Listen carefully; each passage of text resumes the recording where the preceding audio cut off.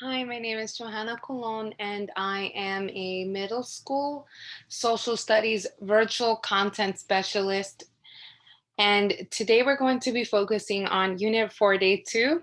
The title of this segment is Causes of World War I, and our focus question is, what were the major causes of World War I?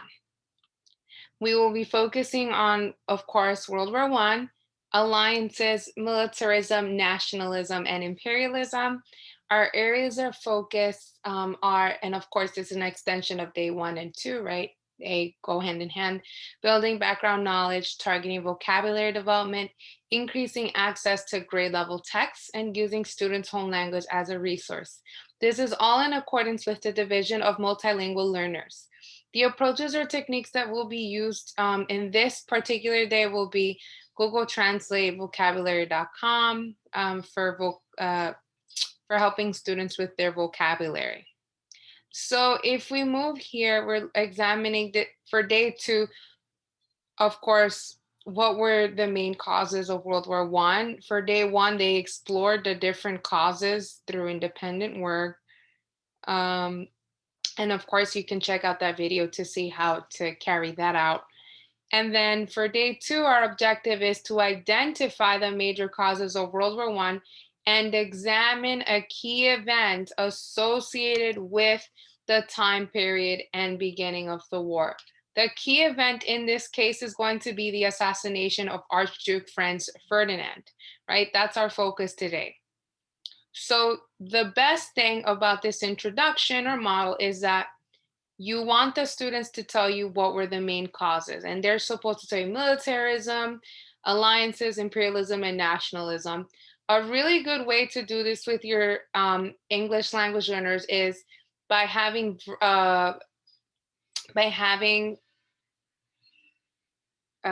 images that represent each, right? So, for example, for militarism, you want a picture that exemplifies militarism. For alliances, you might want to choose a picture that shows people holding hands or like groups of people, something amicable, right? That shows that there is an alliance, right? For imperialism, you might want to show someone grabbing things and then land, right?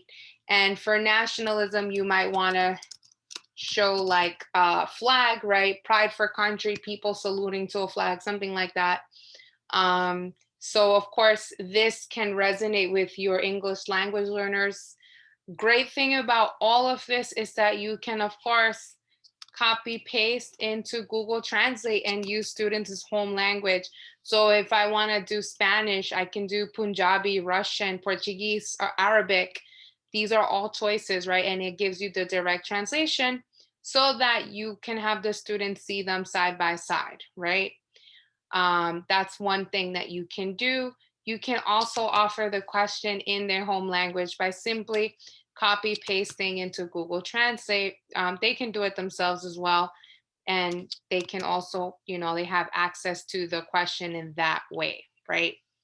They can participate in their home language. So that's definitely something to consider, right? Then we continue here, and it says, while they're, it kind of talks about what they've already encountered with regards to the causes. And then, of course,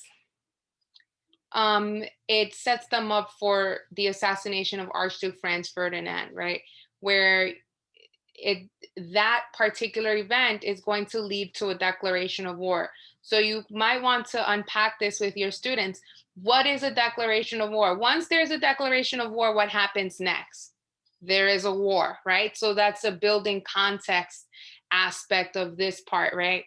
And then, of course, why is there a declaration of war? Because once there is an act of aggression. The act of aggression is this, and when we talk about an act of aggression, um, that usually indicates that there's going to be a war, right? Because if you just sit there and do nothing, then people know that they can just do whatever they want with your archduke or your leader, right? Your country's leader. That's a that's big, right?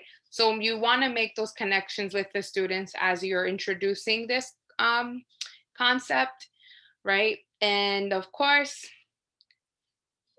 just leading them up to, well, this is actually going to directly lead to the outbreak of World War I, right? So of course they're going to explore this. You can of course copy paste it, offer it in their home language, as I with Google Translate. You can bold the words that are a bit, can be tricky, maybe nationalist, right? um Suppress, it's not a word that students, right? Submit, they might understand what submit is, but they might not understand it in this context. Authorities, they should know what authorities is, but you never know. Even demands, right? Or demanded. um and the great thing is that you can also find cognates: demanded, demandar, right? So it's very light. In the Romance languages, Spanish, Italian, you have cognates that they can use, right? These, so you can of course color code cognates in different ways.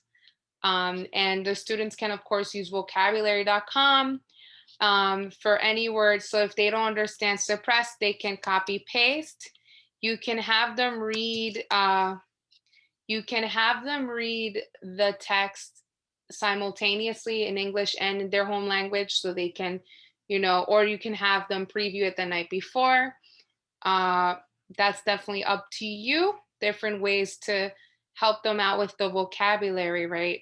So that can certainly help them with the introduction or model part of this segment. I hope that this helps. Thank you so much.